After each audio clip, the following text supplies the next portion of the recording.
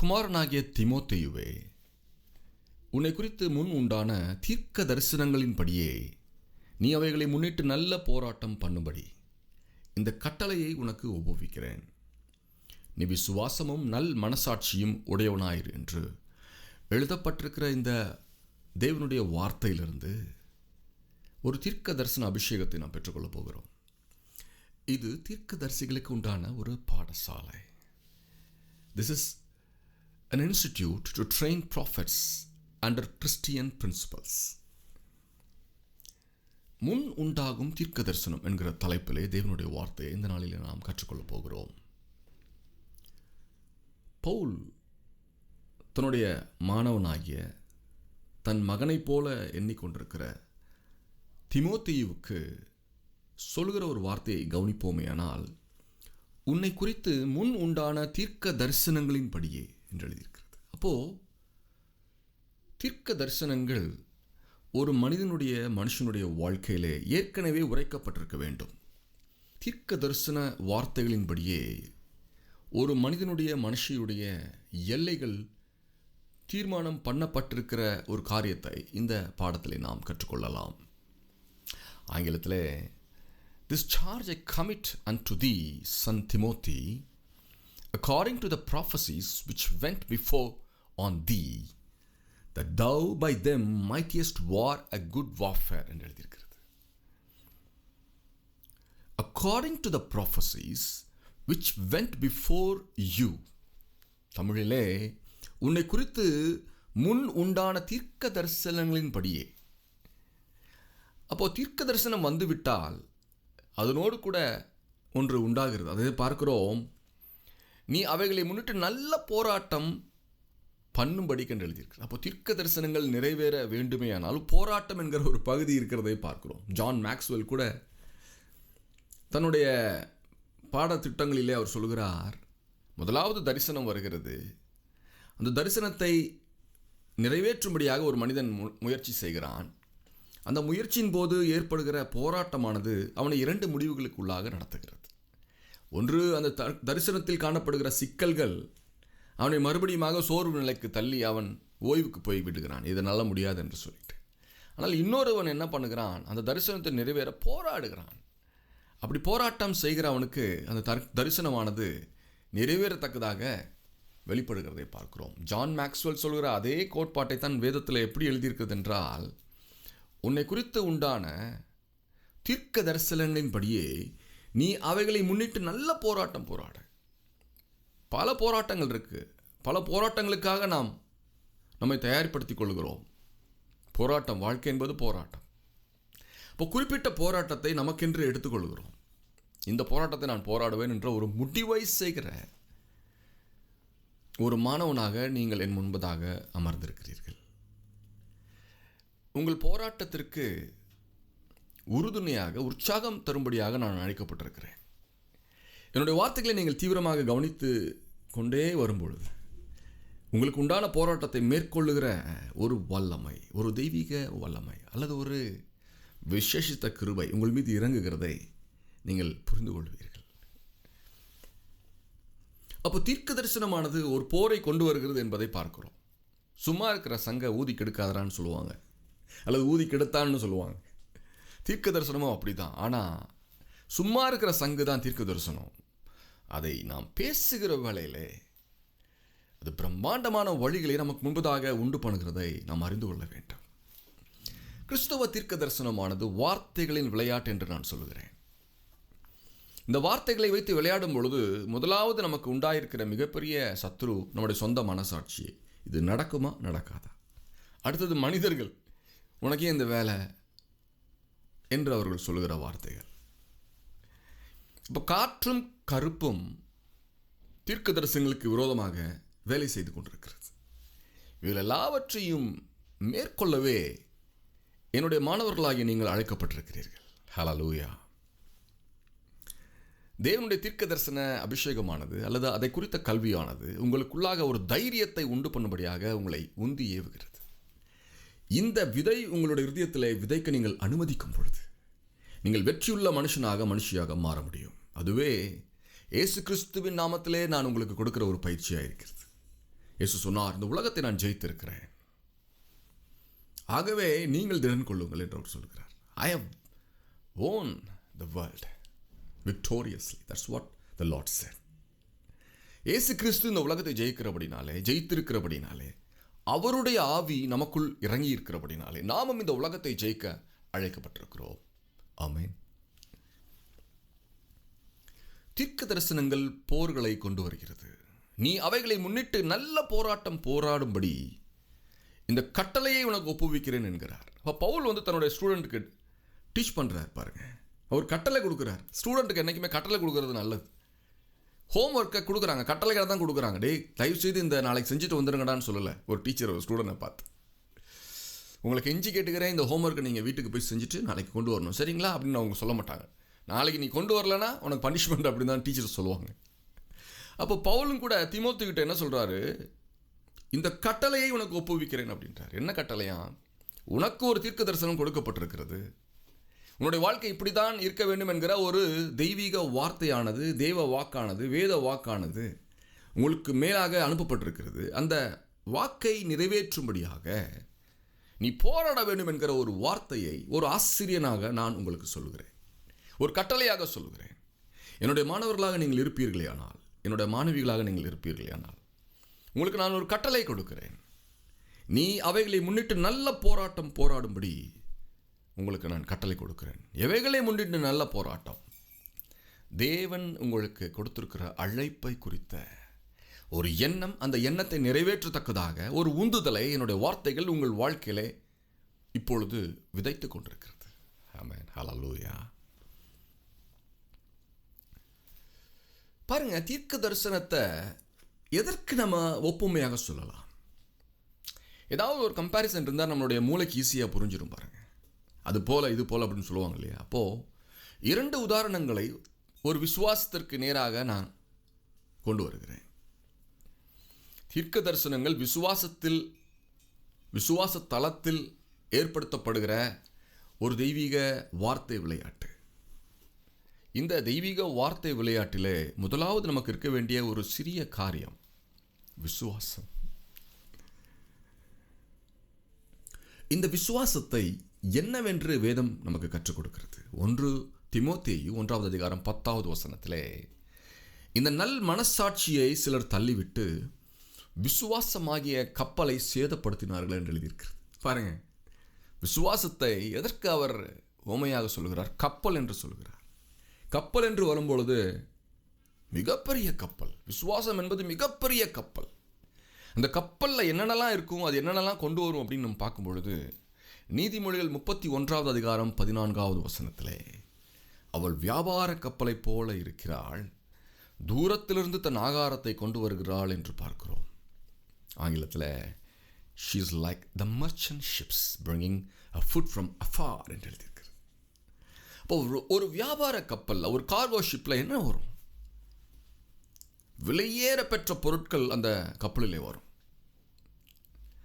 மற்ற எங்கும் கிடைக்காத பொருட்களை என்ன பண்ணுறாங்க? ஒரு தேசத்திலேருந்து இன்னொரு தேசத்திற்கு இம்போர்ட் பண்ணுறாங்க.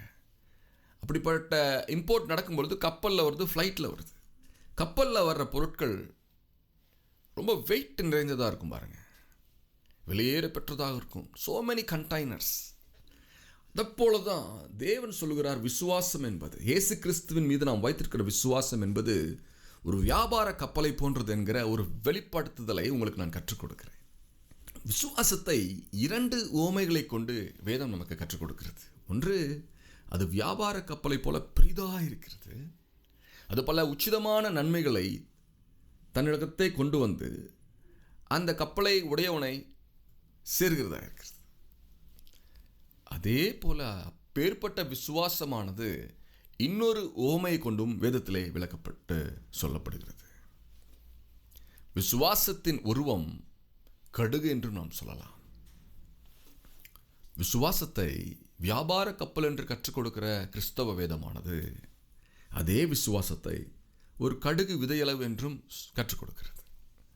மத்தேயு 17வது அதிகாரம் 20வது வசனத்திலே அதற்கு இயேசு, உங்கள் அவிவிசுவாசத்தினாலே தான் என்றார்.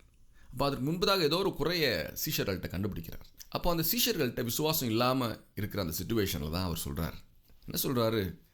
கடுகு விதையளவு விசுவாசம் உங்களுக்குள் இருந்தால் நீங்கள் இந்த மலையை பார்த்து விடம் விட்டு அப்புறம் போ என்று சொல்லாது, அப்புறம் போம். உங்களால் கூடாத காரியம் ஒன்றும் இராது என்று மெய்யாகவே உங்களுக்கு சொல்கிறேன் என்றார். இப்போ உங்களால் கூடாத காரியம் ஒன்றும் இராது என்கிற வார்த்தையை பிடித்துக் கொள்வோம். இயேசு சொல்கிறார் தன்னுடைய சீஷர்கள்ட்ட பார்த்து, அப்போ உங்களால் எல்லாமே முடியுண்டா அப்படின்றார். நான் சொல்லுகிறேன் என்னுடைய மாணவர்களை பார்த்து, உங்களால் எல்லாம் கூடும். நீங்கள் விரும்புகிற காரியத்தை உங்களால் பெற்றுக்கொள்ளக்கூடும். நீங்கள் விரும்புகிற ஐஸ்வர்யத்தை உங்களால் சம்பாதிக்கிற வல்லமை உங்களுக்குள் இருக்கிறது. ஜனங்களுக்கு அந்த ஐஸ்வர்யத்தை வைத்துக்கொண்டு நன்மையை செய்கிற அதிகாரமும் உங்களுக்குள்ளாக இருக்கிறது என்பதே நான் உங்கள் பேரிலே பண்ணுகிற ஒரு அறிக்கையாக இருக்கிறது. ஹல்லேலூயா. இங்கே பார்க்கிறோம், விசுவாசத்தை வியாபார கப்பல் போல பெரிய கப்பலாய் பார்த்தோம். இன்னொரு பக்கம் விசுவாசம் என்பது கடுகு விதையளவு சிறிதாக இருக்கிறது என்று பார்க்கிறோம். மிகப்பெரிய ஒரு உருவத்தையும் மிக சிறிய ஒரு உருவத்தையும் நான் உங்களுக்குள்ளாக இப்பொழுது அனுப்புகிறேன். ஹல்லேலூயா. விசுவாசத்தை பயிற்சி செய்கிற ஒரு இடம் என்று நான் சொல்லுவது கடலை. இப்பொழுது உங்கள் கற்பனை வளத்தை பெரிதாக்குங்கள். விசுவாசத்தை வைத்துக்கொண்டு நாம் விளையாடுகிற விளையாட்டு தளமானது ஒரு கடலில் இருக்கிறது. உங்களுக்கு முன்பதாக நான் அந்த கடலை கொண்டு வருகிறேன். பிரசங்கி 11ஆம் அதிகாரம் 1ஆவது வசனத்திலே, உன் ஆகாரத்தை தண்ணீர்கள் மேல் போடு, அநேக நாட்களுக்கு பின்பு அதன் பலனை காண்பாய் என்று எழுதியிருக்கிறது. அப்போ ஆகாரத்தை தண்ணீர் மேல் போட வேண்டுமாம், அநேக நாட்களுக்கு பின்பு அது நன்மையை கொண்டு வருமாம். அப்போது தேவனுடைய நாமத்தினாலே என்னுடைய மாணவர்களாகிய நீங்களும் நானும் பேசுகிற பேச்சானது, இன்று விதைக்கிற பேச்சானது நாளைக்கோ அல்லது அடுத்த நாளைக்கோ பல நாட்களுக்கு பின்பதாக அது நன்மையை கொண்டு வருகிறதாக இருக்கிறது. ஹல்லேலூயா. கிறிஸ்தவ வேதத்தில் லைஃப் இன்சூரன்ஸ் என்பது அவருடைய வார்த்தையை முன்பதாகவே விதைத்து விடுகிற காரியம். அது நிச்சயமாகவே நமக்கு பிரதிபலனை கொண்டு வராமல் இருக்கவே இருக்காது. இங்கே பார்க்கிறோம், விசுவாசத்தை குறித்து நாம் கற்றுக்கொள்கிற இந்த நாளிலே ஒரு எச்சரிக்கையை பார்க்கிறோம். என்ன பார்க்கிறோம்? 2வது வசனத்திலே 7 பேருக்கும் 8 பேருக்கும் பங்கிட்டு போடு, பூமியின் மேல் என்ன ஆபத்து நேரிடுமோ உனக்கு தெரியாது என்ற ஒரு காரியத்தை பார்க்கிறோம். இன்சூரன்ஸ் செல்லர்ஸ் என்ன பண்ணுறாங்க? நாளைக்கு இது நடந்துருங்க அது நடந்துருங்கன்னு சொல்லி ஒரு பயத்தை உண்டு பண்ணி, இந்த இன்சூரன்ஸ் ப்ராடக்டை வாங்குங்க, டேர்ம் இன்சூரன்ஸை வாங்குங்க, அந்த இன்சூரன்ஸை வாங்குன்னு சொல்லி முதலாவது ஒரு பயத்தை விதைத்து அப்புறம் அந்த ப்ராடக்டை நம்மளை வாங்க வைக்கிறாங்க. அது 10 வருஷத்துக்கு அப்புறமோ அல்லது 15 வருடங்களுக்கு அப்புறமோ நன்மையை கொண்டு வருகிறதுல எந்த மாற்றமும் கிடையாது. அப்போது வேதத்தில் சொல்கிற ஒரு எச்சரிக்கையை பார்க்குறோம். நம்ம பணத்தை விதைக்க சொல்லலை. இன்சூரன்ஸில் சொல்கிறாங்களே இவ்வளோ பணம் கட்டுங்க உங்களுக்கு ரிட்டர்ன்ஸ் இவ்வளோ வரும்னு சொல்கிறாங்களே, அந்த கான்செப்டை வேதம் சொல்ல. அது என்ன கான்செப்டை சொல்ல வருது பாருங்கள். வார்த்தையை முன்னாடியே விதைச்சிருங்க. அதான் இங்கே பார்க்குறோம், 7 பேருக்கும் 8 பேருக்கும் பங்கிட்டு கொடு. இப்பொழுது நான் அதான் பண்ணிகிட்டு இருக்கேன். என்னை பார்க்குறவங்க 7 பேரோ 8 பேரோ 80 பேரோ 8000 பேரோ, இதை நான் உங்களுக்கு பங்கிட்டு கொடுத்துட்ருக்கேன். பூமியின் மேல் என்ன ஆபத்து நேரிடுமோ உனக்கு தெரியாது. அப்போது ஆபத்து வர்றது வாய்ப்பு உண்டு, அதிகம் வாய்ப்பு உண்டு. ப்ராபபிலிட்டியை பார்க்குறோம், ஆபத்துக்கள் நிறையா இருக்குது. அப்போது தேவனுடைய வார்த்தையை நான் முன்பதாகவே விதைத்து விடுகிறேன், அவைகள் எனக்கு நன்மையை கொண்டு வரும். ஹல்லேலூயா. நன்றி ஆண்டவரே. ஆங்கிலத்தில் cast thy bread upon the waters, thou shalt find it after many days.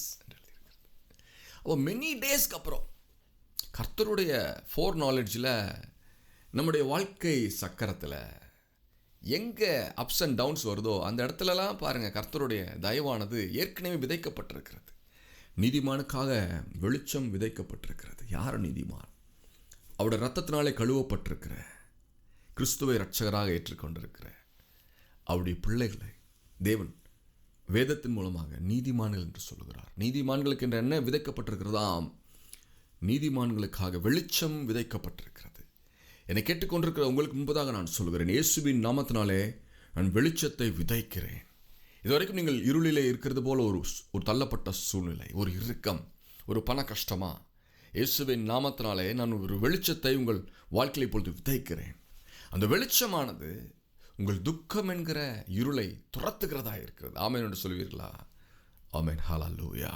அந்த வெளிச்சமானது ஐஸ்வர்யத்தை இழுத்து கொண்டு உங்கள் காலிலே போடுகிறதா இருக்கிறது.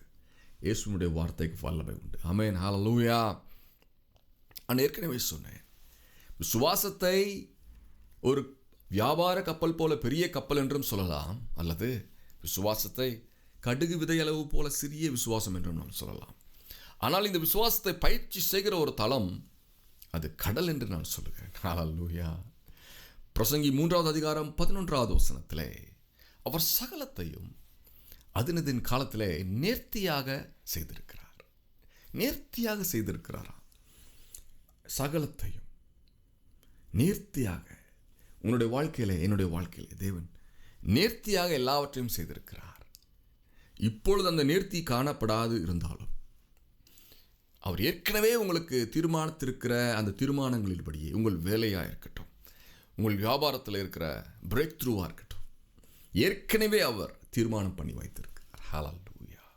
உங்களுக்கு இன்னும் வீடு கட்டப்பட வேண்டும், 2500 ஸ்கொயர் ஃபீட்டில் உங்களுக்கு ஒரு வீடு கட்டப்பட வேண்டும் என்கிற ஒரு காரியத்தை அவர் ஏற்கனவே தீர்மானம் பண்ணி வைத்திருக்கிறார்.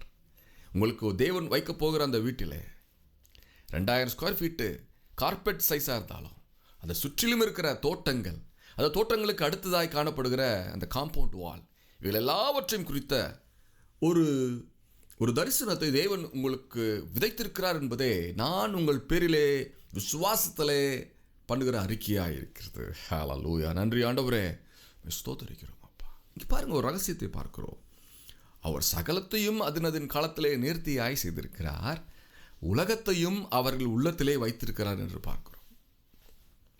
உலகத்தை என்று வரும்பொழுது நிலம், நீர், காற்று, தொடுகிற காரியங்கள், கண்ணால் பார்க்கக்கூடாத காரியங்கள், ஆவியின் காரியங்கள், ஆவி மண்டலத்திலே நடக்கிற காரியங்கள் எல்லாவற்றையும் தேவன் நம்முடைய இருதயத்தில் வைத்து விட்டாராம்.